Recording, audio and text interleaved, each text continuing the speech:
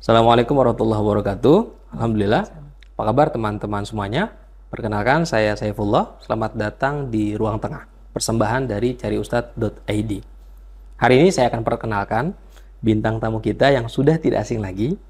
Assalamualaikum Mbak Ana. Waalaikumsalam. Kita Ustaz ngobrol lagi nih Mbak. Saifullah. Ketemu lagi. Ini temanya hari ini kita mau ngebahas tentang muhasabah hijau. Menyegarkan iman di tahun baru dengan merawat bumi. Oh, karena mendekati akhir tahun ya. Mendekati akhir tahun, betul. Karena kalau kita lihat misalnya di dalam hadis Nabi nih Mbak, Ya. ada hadis Nabi tuh, Nabi bersabda, ahabbun nas ilallah anfa'uhum linnas. Manusia yang paling dicintai oleh Allah itu adalah manusia yang paling bermanfaat. Nah, artinya semakin kita meningkatkan manfaat kita, maka kita semakin dicintai oleh Allah Subhanahu wa taala. Oke. Tetapi kemanfaatan apa yang ingin kita muhasabah? Nah, ini yang bakal jadi obrolan kita nih, Mbak. Oke, Apalagi menarik nih. temanya tentang lingkungan. Dan Mbak Ana ini merupakan project lead dari Ummah for Earth ya, dari Greenpeace. Greenpeace adalah organisasi kampanye global independen yang menggunakan konfrontasi kreatif dan aksi tanpa kekerasan untuk memaparkan masalah lingkungan, serta mencari solusi bagi masa depan yang lebih hijau dan damai. Greenpeace beraksi untuk mengubah sikap dan perilaku dalam melindungi dan menjaga lingkungan hidup, juga mendorong perdamaian. Biasa nih Mbak, kalau setiap 1 Januari, ini orang bikin resolusi nih Mbak. Wih. Nah, kayaknya kita harus menuntun nih Mbak, Iya. teman-teman supaya bikin resolusi tapi yang punya basis lingkungan, ramah lingkungan. Iya, bisa banget itu. Bisa banget ya Mbak ya? Bisa banget. Kira-kira apa Mbak? Banyak sebenarnya ya. Dan saya pikir sebenarnya inisiatif-inisiatif hijau gitu ya. Itu memang asalnya awalnya memang dari pribadi gitu ya, dari individu gitu.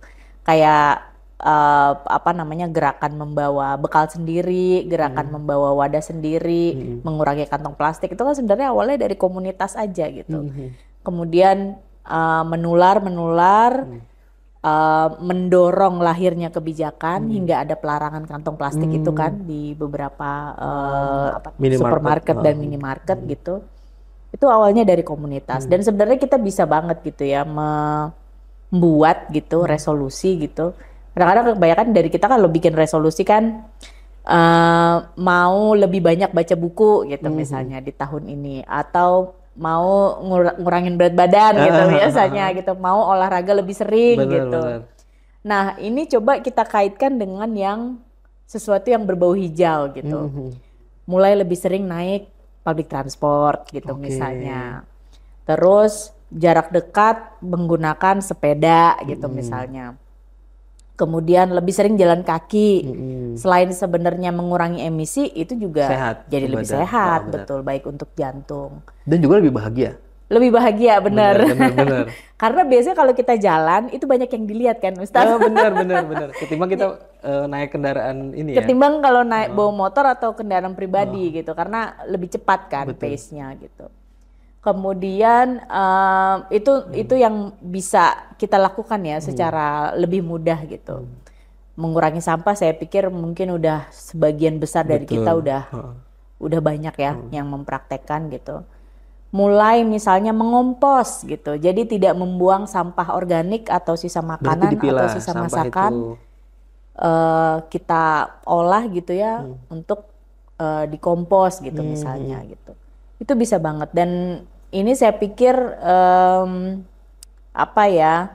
harusnya bisa jadi keren gitu ya di kalangan muda karena resolusinya berarti lain dari yang lain kan.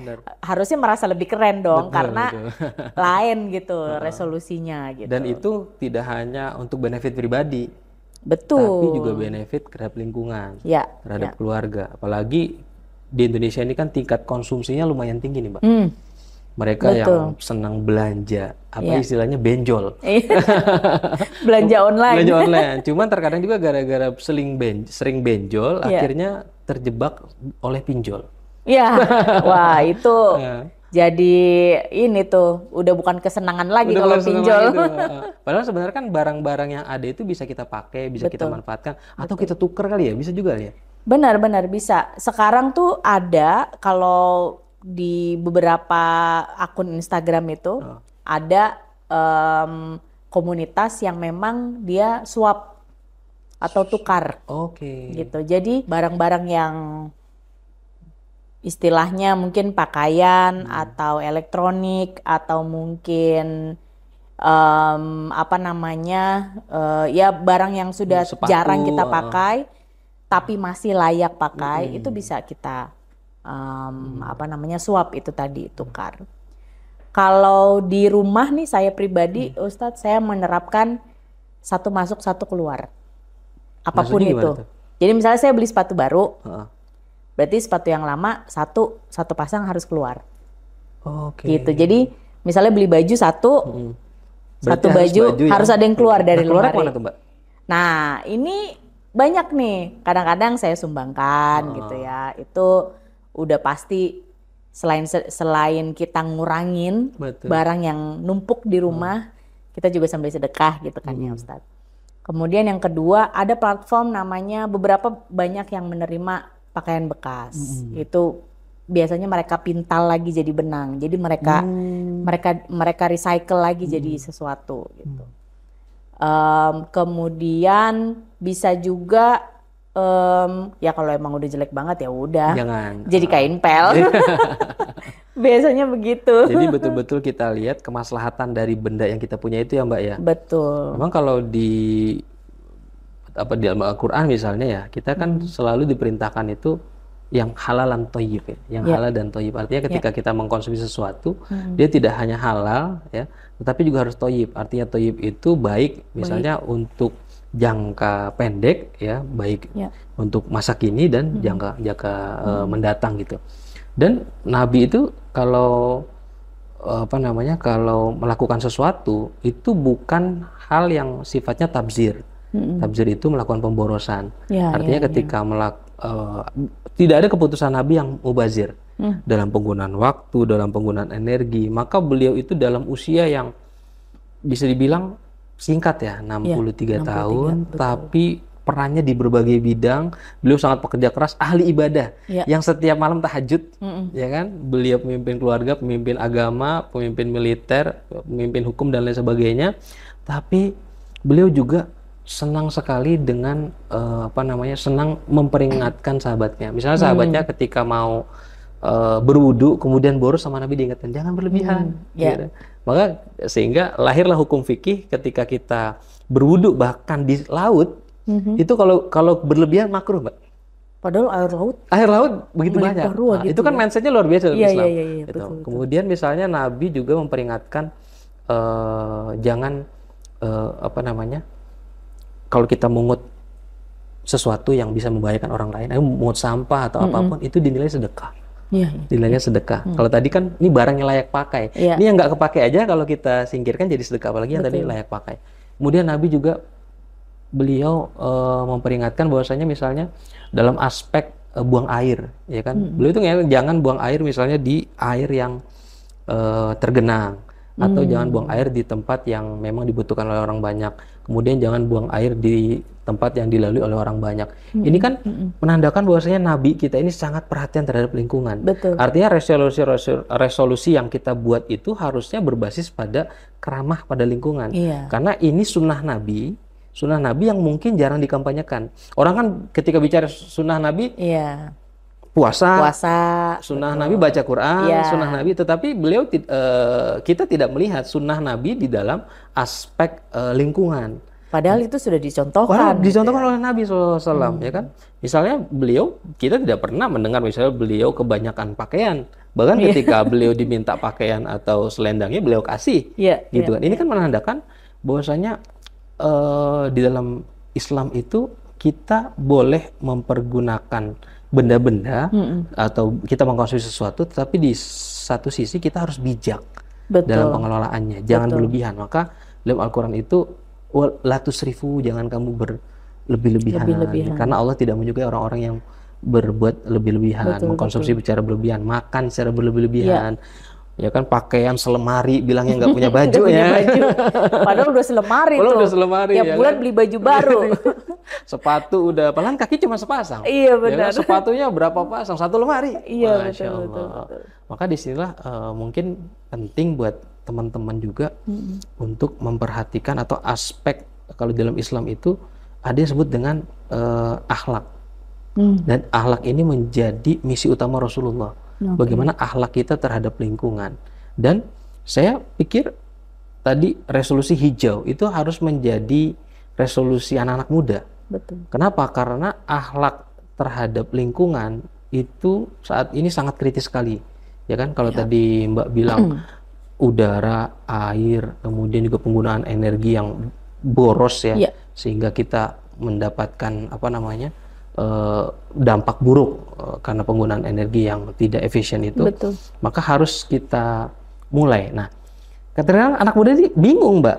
Tadi kan kalau kata Mbak, mulai dari yang di rumah. Nah, sebetulnya apa yang harus kita lakukan? Langkah-langkah konkret nih, Mbak. Sekali lagi langkah konkret. Anak-anak muda nih untuk bikin resolusi sudah jelas, tetapi langkah-langkah apa nih step by stepnya supaya bisa konsisten? Karena mulai sih mungkin mudah, tetapi konsisten ini, Mbak. Konsisten, ya betul. Baik. Ini saya mau cerita dulu bahwa kenapa gitu ya, ada alasannya. Kenapa kita tidak boleh terlalu konsumtif atau kalau di kampanye kami itu overconsumption gitu ya. Konsumsi yang berlebihan gitu. Karena ternyata setiap barang yang diproduksi atau diciptakan itu punya dampak lingkungan sosial ekonominya. Apapun. Jadi gadget, tekstil, industri fashion, industri sepatu, tas itu memiliki jejak atau dampak terhadap lingkungan sosial dan ekonomi. Itu kita berangkat dari situ dulu. Gitu. Jadi ketika kamu beli baju 1 bulan sekali atau kamu beli sepatu 1 bulan sekali, itu ada air yang dihabiskan untuk pertama mencuci kainnya dan segala macam. Ada hasil sablon atau hasil print, tinta, bahan kimia yang dilarutkan dalam proses pembuatan yang dilarutkan ke badan-badan sungai. Kemudian ada mineral dalam tanah, dalam bumi kita, mineral untuk membuat logam yang bahan baku gadget kita untuk baterainya, untuk gadgetnya sendiri itu diambil dari dalam tanah. Belum lagi buat nyimpen datanya itu ya. Belum lagi buat nyimpen datanya gitu. Jadi setiap apa yang kita pakai itu ada jejak lingkungannya. Maka akan lebih bijak, akan lebih baik kalau kita mencoba untuk mulai dari sekarang gitu ya. Ini nanti nih resolusi tahun 2025 deh gitu. Pokoknya gue beli baju barunya kalau bisa 1 tahun sekali gitu misalnya. Atau kalau misalnya berat, aduh nggak bisa, kebiasaan belanja online gitu kan. Apalagi kalau ada flash sale atau great sale gitu. Coba biasakan pakai prinsip yang tadi Ustadz, 1 masuk 1 keluar. Coba biasakan seperti itu. Kemudian bisa juga sebenarnya bahwa kita melihat dari sisi fashionnya, sisi lifestyle-nya gitu. Bahwa sebenarnya baju-baju yang sudah ada nih bisa di mix and match gitu, dipadu padankan. Jadi ini cocoknya dengan ini cocoknya dengan ini. Jadi sebenarnya nggak perlu beli baju baru gitu. Jadi cuma kelihatan stylenya kelihatan baru, tapi bajunya nggak perlu baru. Gitu. Terkadang kita terpenjara oleh komentar orang, Mbak. Ih, bajunya itu aja. Iya. Apalagi orang senang selfie ya, senang foto. Iya, benar. Ini kok foto di sini bajunya ini. Benar. Ini bajunya ini. Ini gimana tuh, Mbak? Namanya itu kenikmatan duniawi, Ustaz. Kenikmatan duniawi.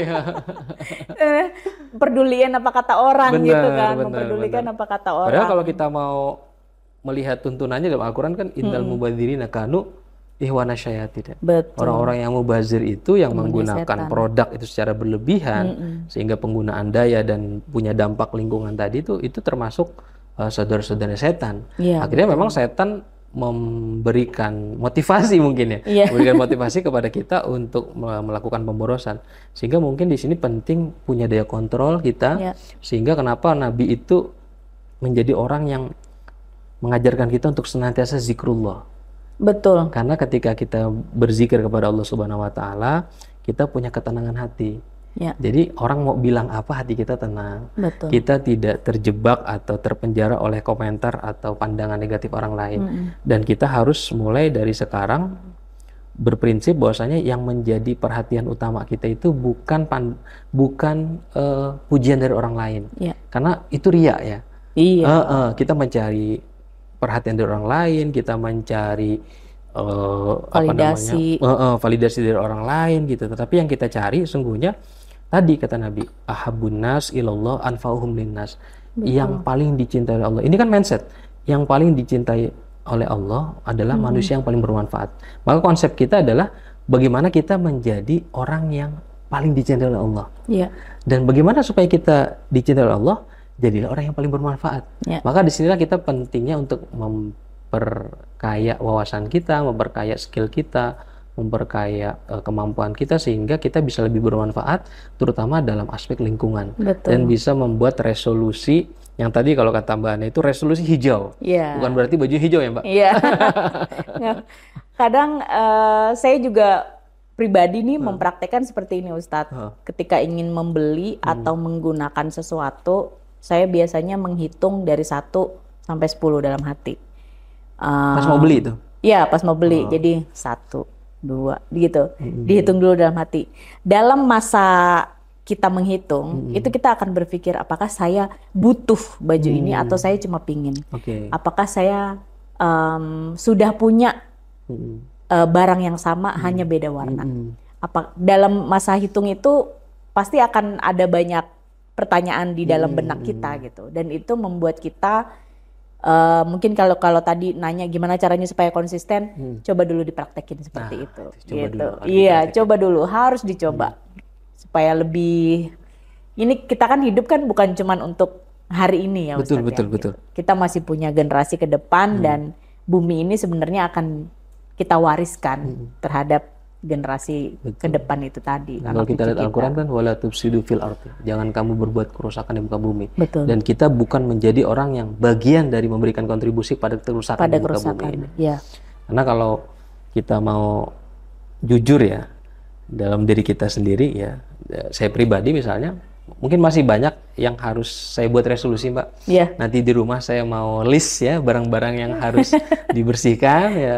Dan mungkin istri saya juga saya ajak anak-anak saya. Benar. Jadi kita mulai dari keluarga kita dulu. Mulai dari keluarga. Sehingga kampanye resolusi hijau ini bisa kita mulai. Dan kalau sudah kita mulai, insya Allah dengan kita mulai, kemudian kita komitmen, bisa membedakan dari kalau kata Mbak Ana, mana kebutuhan, mana keinginan. Betul. Ini orang banyak masih bingung nih. Masih ya, butuh kok, tapi sebenarnya dalam hati enggak pengen aja gitu. Makasih nih Mbak Ana untuk diskusi yang menarik dan mendalam. Mudah-mudahan ini bisa menjadi inspirasi buat teman-teman semuanya. Amin.